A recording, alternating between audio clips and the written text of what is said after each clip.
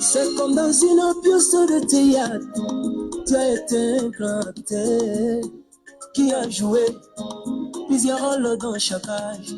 Et tous les croyants de chaque âge l'ont dit selon les rages, avec le message de l'âge, avec le style de l'âge. C'est toujours que le Seigneur William Marion Branham vous bénisse de partout, vous nous suivez. Ouais, c'est scandaleux. C'est de Branham, oui.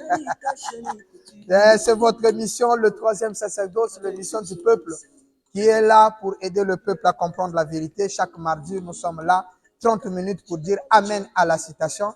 Vous êtes là avec son Altesse, le King Bill Branham, depuis le Congo-Brazzaville, précisément dans la ville de Pointe-Noire, qui vous dit un grand shalom. Nous sommes toujours sur notre thème que nous sommes en train de développer, le mystère de Hébreux 13:8. Jésus-Christ est le même hier, aujourd'hui et éternellement. Il y a quel mystère dedans? Nous allons le découvrir cet après-midi. Que le Seigneur vous assiste partout où vous êtes. Connectez-vous, partagez. Nous sommes en train de vibrer avec le rythme de notre frère Freddy Timwanga depuis la ville de Lumumbashi. Nous vous disons grand shalom. Sur ce solo, ces musiques, il est le même. C'est en rapport avec notre thème. Alors donc, nous vous permettons de compléter le méga. C'est juste 30 minutes pour dire Amen à la citation. Pendant que nous sommes en train d'écouter les mélodies, prenez votre calepin, votre stylo pour noter parce qu'ici c'est la citation qui parle. Merci. C'est là qui s'était révélé à ses frères sans jamais retourner en Palestine. Remarquez ses frères frappés par la famine, suivi l'abondance. Si Joseph ne s'était pas révélé, ce dernier ne l'aurait pas reconnu parce qu'il avait l'aspect changé. Et le nom des gens des nations l'appela Safnat Panéat. Il se faisait interpréter en hébreu, alors que lui-même était hébreu. Et quand il voulait quitter le palais, on sonnait la trompette. On fait attention, Joseph arrive, tout genou de fléchir. Devant lui, Joseph le type parfait de Christ enseigne-nous en ces jours. Le thème principal de toutes les campagnes de Branham. Oui, il est le même. C'est le thème principal de toutes les campagnes de William Marion Branham. Il prêchait souvent ce thème-là, Jésus-Christ est le même hier, aujourd'hui, éternellement. Alors, son Altesse Bill Branham, dans son émission, vient nous dire que Hébreux 13:8 est un mystère. Oui, c'est un mystère. Nous ne l'avons pas ramassé de but en blanc, mais nous l'avons trouvé dans le message. William Branham, dans Monsieur, est-ce le signe du temps de la fin ou Monsieur, est-ce l'heure? Il est en train de nous dire donc le sermon prêché le 30 décembre 62. N'oubliez pas que c'est le sermon que William Branham a appelé les 7 tonnerres. Il dit, ma bande sur les 7 tonnerres, c'est Monsieur et c'est le signe du temps de la fin. Et au paragraphe 255, paragraphe électronique, ici, William Branham, vous trouverez, je crois, dans la version traduite, c'est la page de version de la voix de Dieu. Je crois que c'est la page à partir du paragraphe 30 à la page 30 ou 32, là où William Branham est en train de citer les mystères contenus dans le livre. Et ici, au paragraphe électronique de 255, William Marion Branham va donner une forte déclaration ici. Il va nous expliquer quelque chose ici, là. Il dit, ce sont certaines de ces mystères que cet ange est censé conclure. Tous les mystères, ce sont certains des mystères que cet ange est censé conclure. Tous les mystères de Dieu. Vous pouvez même mettre ça là-bas, le temps que, pendant que c'est en train de sonner. Il dit, ce sont certains des mystères que cet ange. Donc, après avoir cité les mystères, mystère numéro 1, mystère numéro 2, mystère numéro 3 et tout, il arrive au 6e mystère. Écoutez ça. William Branham va dire ceci. Non, prenons 250. Commençons d'abord à 250. Il dit, Le sixième mystère, c'est celui du Christ vivant, étant le même hier, aujourd'hui et éternellement. Selon Hébreux 13, 8 et Galates 2, 20.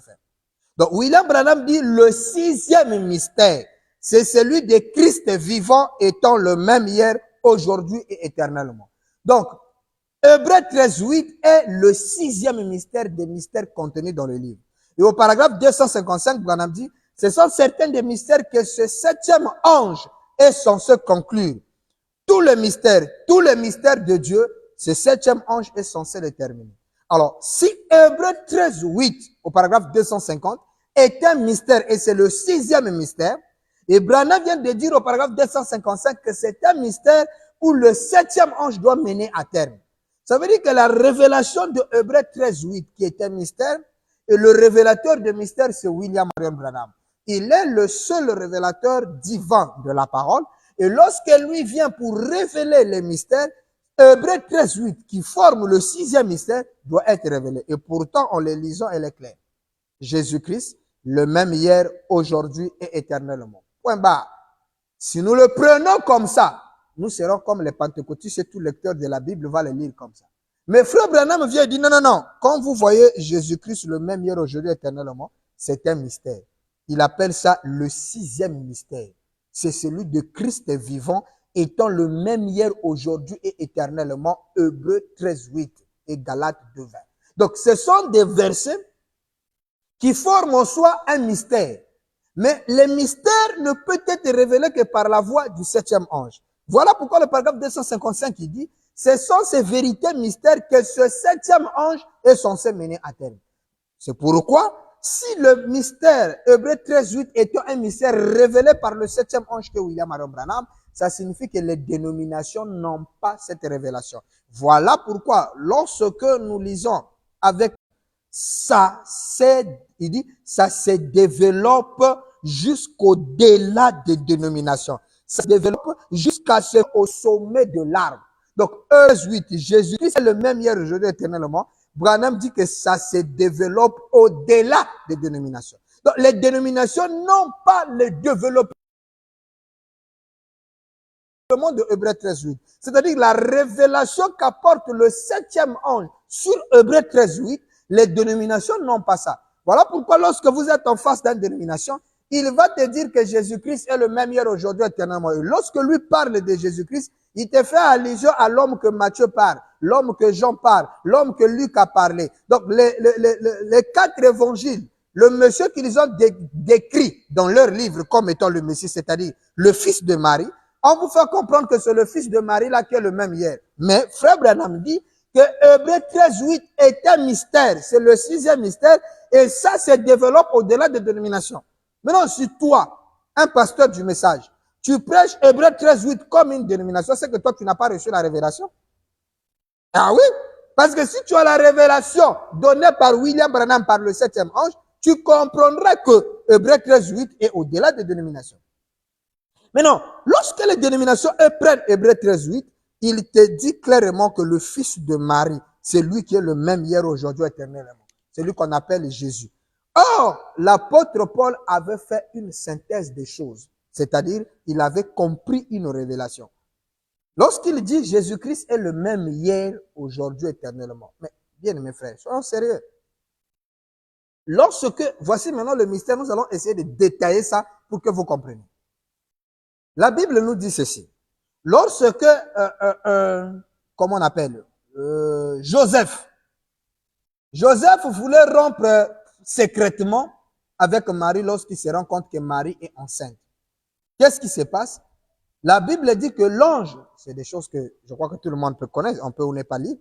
L'ange apparaît et dit à Joseph, Joseph, fils de David, ne crains pas de prendre avec toi Marie, ta femme, car la grossesse qu'elle a vient du Saint-Esprit. Donc, Marie a reçu une grossesse. Et cette grossesse qu'il a reçue, c'est le Saint-Esprit qui l'a conçue dans le sein.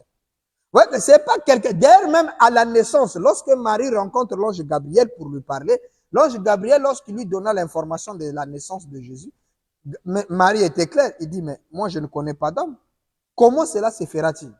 Il dit, t'inquiète Marie, le Saint-Esprit te couvrira de son ombre et le Saint-Enfant qui naîtra de toi, c'est lui qui sera le sauveur de son peuple.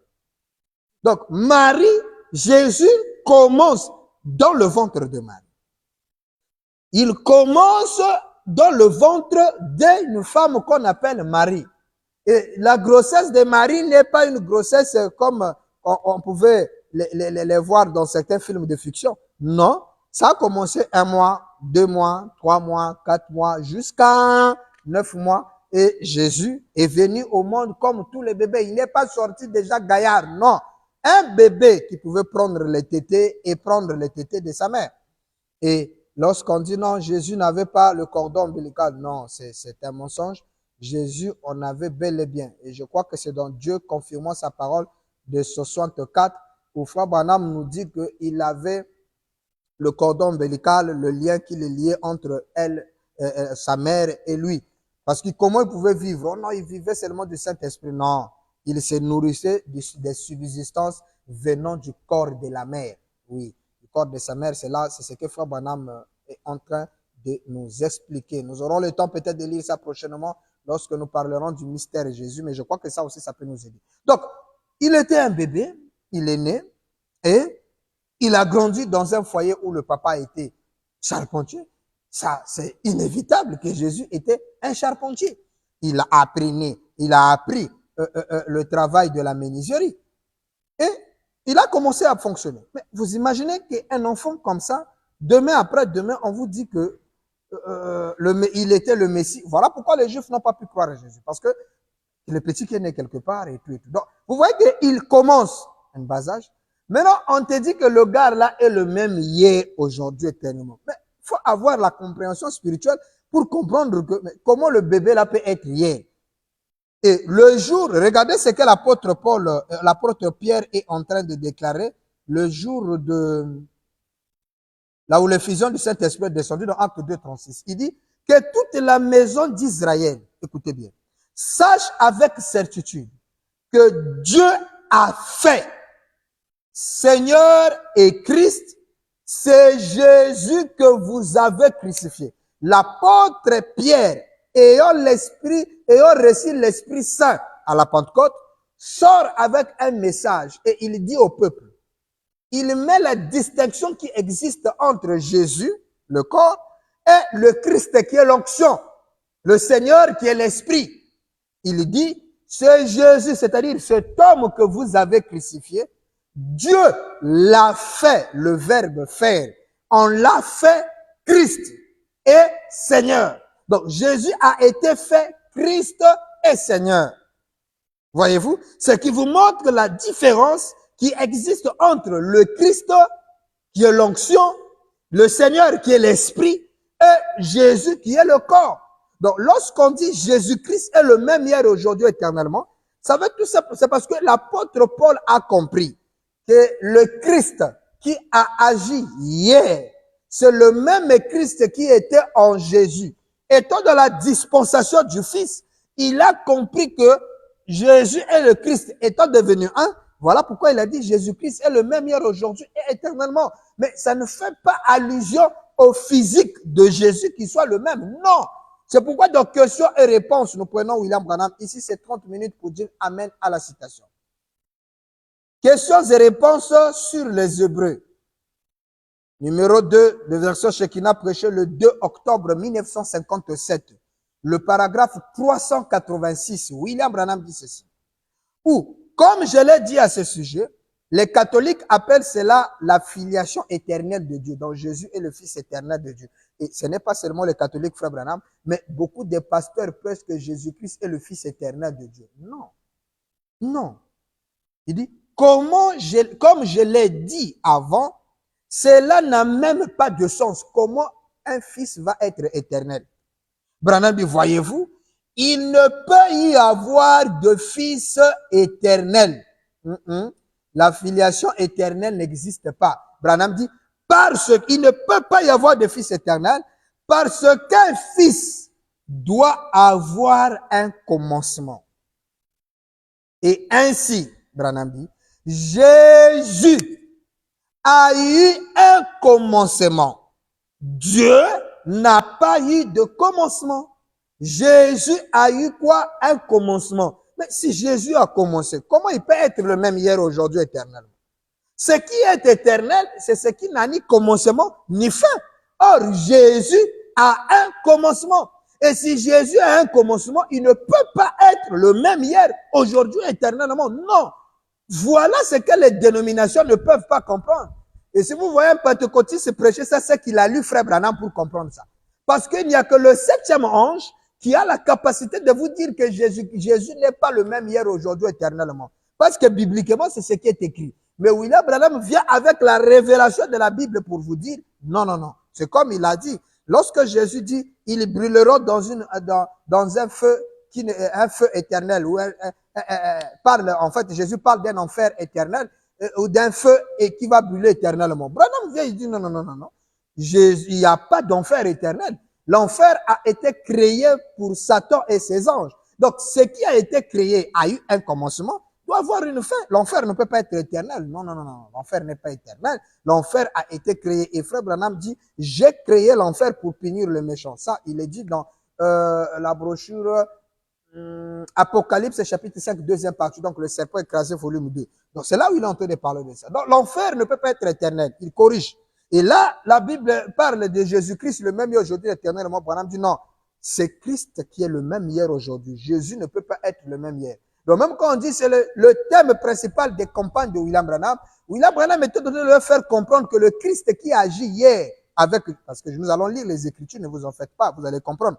Parce que lorsque les gens parlent de Hébreux 13:8, ils font allusion au physique de Jésus. Mais Frère Branham vient leur montrer que non, quand il est le même, ne regardez pas aux formes de hier. Le physique de Marie ne peut pas être le même hier, aujourd'hui, éternellement. Non. C'est pourquoi lorsqu'on parle de la divinité de Jésus, les gens font allusion toujours au corps. Or, Branham vient de nous montrer ici. Jésus a eu un commencement, mais Dieu n'a pas de commencement. Qui a un commencement? C'est Jésus. Donc, qui est le même hier, aujourd'hui, éternellement? C'est celui qui n'a pas de commencement, c'est Dieu lui-même. Mais étant donné que Dieu avait habité en Jésus, voilà pourquoi l'apôtre Paul a conclu ça de cette manière. Mais lorsqu'on parle de cela, de Hébreux 13:8, avec la révélation, on ne fait pas allusion au corps né de Marie. Écoutez, Frère Branham. Nous lisons dans les noms blasphématoires. Les noms blasphématoires. Une prédication de William Branham qu'il a prêché le 4 novembre 62.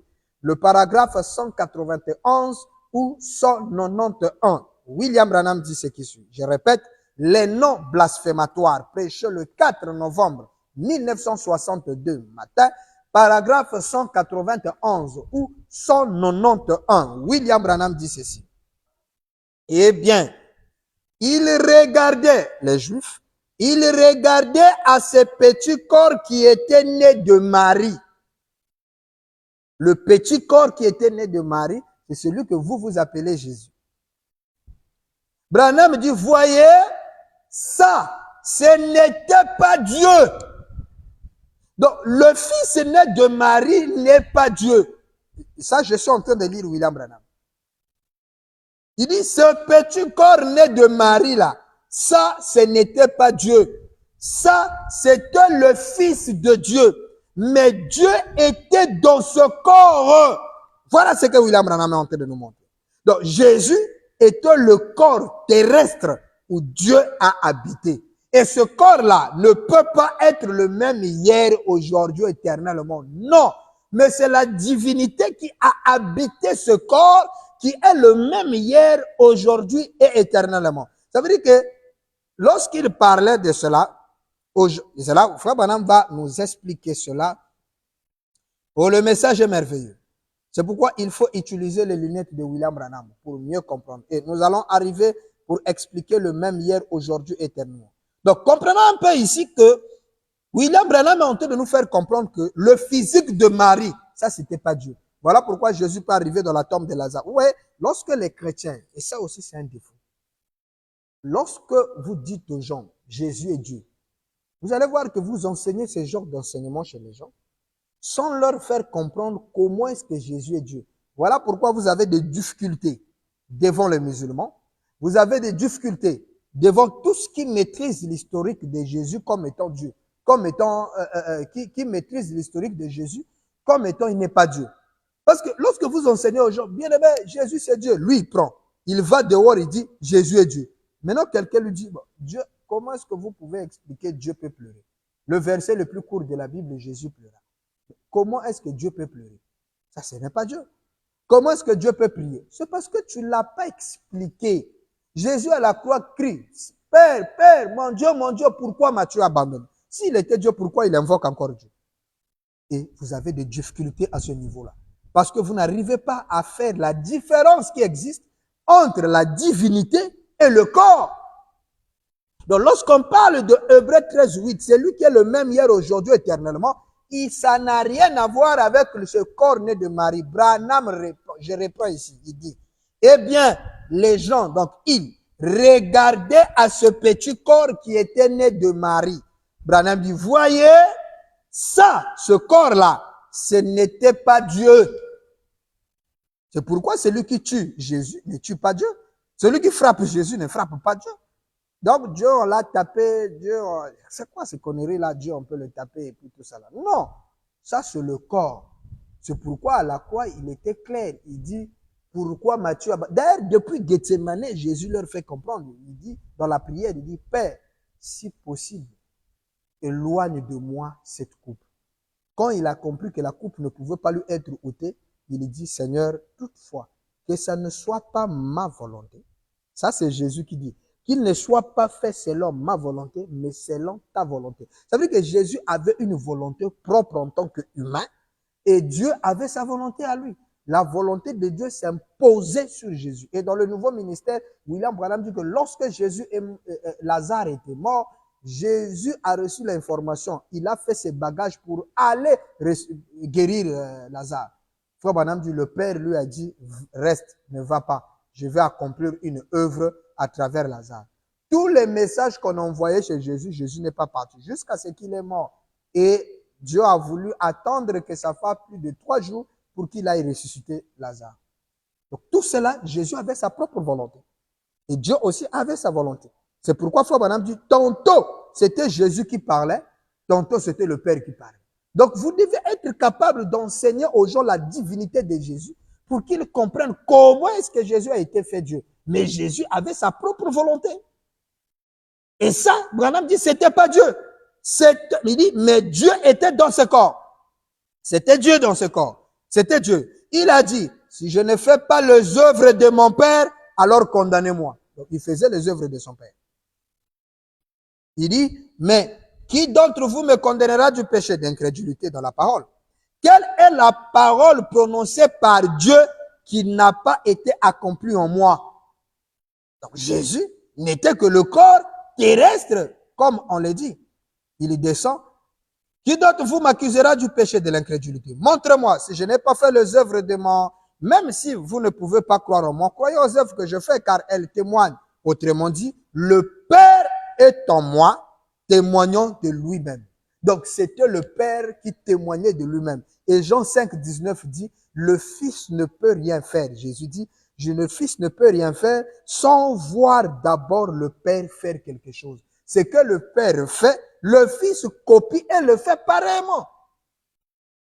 Et Branham dit, parce que Dieu en Christ, parce que Dieu était en Christ, réconciliant le monde avec lui-même. Vous saisissez cela? Donc Jésus n'était qu'un corps terrestre à laquelle Dieu, la divinité, a habité.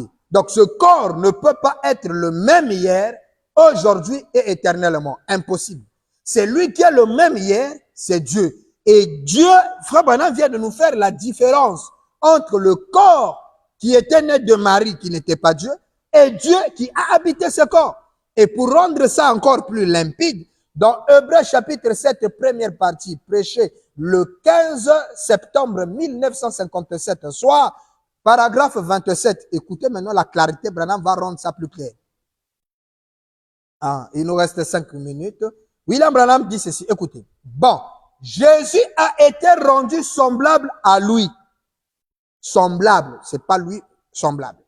Maintenant, écoutez Branham, ce qui fait qu'il existe une différence entre Dieu et Jésus, c'est que Jésus a eu un commencement.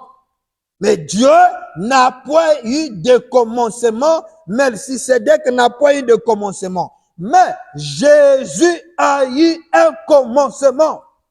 Mon frère, là c'est clair. Branham dit, je répète la phrase.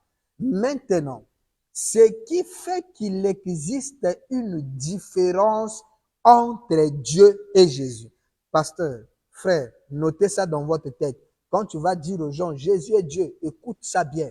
Branham dit qu'il existe une différence entre Jésus et Dieu.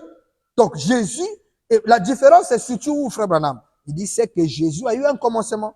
Bon, maintenant, Jésus a un commencement. Il va être le même hier comment? Hein? Comment Jésus va être le même hier alors que le monsieur a un commencement? Et Branham dit qu'il existe une différence. Et toi, tu viens aux gens, frère, bien-aimé, Jésus est Dieu. Branham dit qu'il a une différence entre Jésus et Dieu. Oh, mais frère Branham dit aussi Jésus est Dieu. Non, quand il dit Jésus est Dieu, est-ce que tu as compris? Est-ce que comme Paul dit Jésus-Christ est le même hier aujourd'hui, est-ce que tu as compris? Parce qu'il est le même, mais il ne s'agit pas de Jésus. Regardez ici, William Branham va nous expliquer maintenant qui est le même hier, aujourd'hui, éternel. Vous allez vous rendre compte que, avec cette écriture déjà qu'on a lue, un véritable fils de Dieu peut comprendre, donc Jésus n'est pas le même parce que lui, il est différent de Dieu. Donc c'est Dieu qui est le même hier, aujourd'hui et éternellement. Ça veut dire qu'il était le même aussi, le même qui était en David, en Salomon, dans les prophètes. Et permettez-moi de vous dire, lisons Frère Branham, il était le même en Jésus. Écoutez, dans la brochure, notre espoir repose en Dieu. Nous terminons avec ça. Notre espoir repose en Dieu. Nous sommes le 29 septembre 51, paragraphe 35. William Branham dit. Et alors, elle a téléphoné. Mon petit garçon, Billy Paul, eux, tous se sont rassemblés au téléphone. J'ai dit, observez ces paroles mot à mot. Elle a donc téléphoné. Elle a eu la dame. Elle a dit, traversez le champ. Demande à la grande mère des nouvelles de l'enfant. Elle a dit, l'enfant était terriblement malade, mais tout va bien ce matin. Exactement mot à mot. Oh, ami, cela prendrait 2 heures à révéler. Cela prendrait 2 heures à révéler ça. Je ne peux pas le faire. C'est illimité. Ce qu'il fait, qu'est-ce? Cela montre que, il prend Hébreux 13:8, Jésus-Christ est le même hier, aujourd'hui et éternellement. C'est lui qui était autrefois avec Élie, virgule, c'est lui, donc il répète, il dit, cela montre, Frère Branham prie pour quelqu'un et la dame témoigne que l'enfant était guéri totalement. Maintenant, Branham dit, je ne peux pas vous révéler cela, mais c'est illimité. Il dit, cela montre que, c'est Hébreux 13:8. Jésus-Christ le même est aujourd'hui et éternellement. Point. Branham commence notre phrase en disant, c'est lui, écoutez bien, c'est lui qui était autrefois avec Élie. S'il faut dire que c'est Jésus, maintenant écoutez. Donc, il était avec Élie. C'est lui qui était au passé sur le Fils de Dieu, virgule, Jésus-Christ. C'est lui qui est dans l'église ce soir. Donc, le même hier, c'est pas Jésus. Mais il était le même en Élie. Il était le même dans le Fils de Dieu qui est Jésus-Christ. Oh, finalement, qui est le même hier? Puisqu'il était le même en Élie. Il était le même en Jésus. Il est le même dans l'église ce soir. Donc, c'est pas Jésus qui est le même hier, aujourd'hui, éternellement. Non. Mais c'est Christ. C'est Dieu qui était le même en Élie, le même en Abraham, le même dans tous les patriarches, le même en Jésus. Notre espoir repose en Dieu, paragraphe 35. Branham dit, il était le même en Jésus. Donc, c'est pas Jésus-Christ qui est le même, Jésus qui est le même hier. Non, non, non. C'est pas lui qui est le même hier. Mais celui qui est le même hier, c'est notre Dieu qui est le même hier. Il ne fait que changer de masque. À nous revoir le mardi prochain, notre émission. Les gens disent, mais pasteur, pourquoi vous faites ça? Oui, non, c'est une fois dans la semaine. Nous sommes en train de développer ces sujets-là chaque mardi à partir de 12h, heure du Congo-Brazzaville. Sur votre plateau, c'était Son Altesse, le King Bill Branham depuis le Congo-Brazzaville, qui vient de vous donner cette révélation sur Hébreux 13:8. N'oubliez pas que demain, nous serons toujours sur notre page.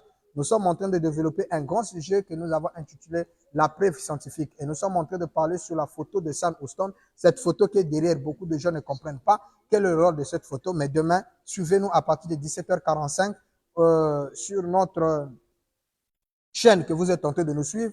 Et sur YouTube, nous sommes sur la chaîne Son Altesse Bill Branham. Mais étant donné il y avait les prédications et les émissions, ça posait un peu problématique pour ceux qui veulent suivre le fond des émissions. Donc, ces émissions-ci, vous pouvez les retrouver sur YouTube, sur notre chaîne YouTube. Vous cliquez juste le troisième sacerdoce. Lorsque vous écrivez le troisième sacerdoce, vous verrez notre chaîne. Nous sommes là, notre photo, nous sommes habillés en bleu, nous sommes là. Abonnez-vous dans notre chaîne, partagez notre chaîne pour que les amis comprennent qui est Hébreux 13:8. Que l'Éternel vous bénisse. À nous revoir mardi prochain. Sur notre caméra, nous avons toujours notre ami, le Bill Freeman de Branham. Que Dieu vous bénisse. Vêtu comme un gentleman, un Dieu moderne, pour un peuple moderne.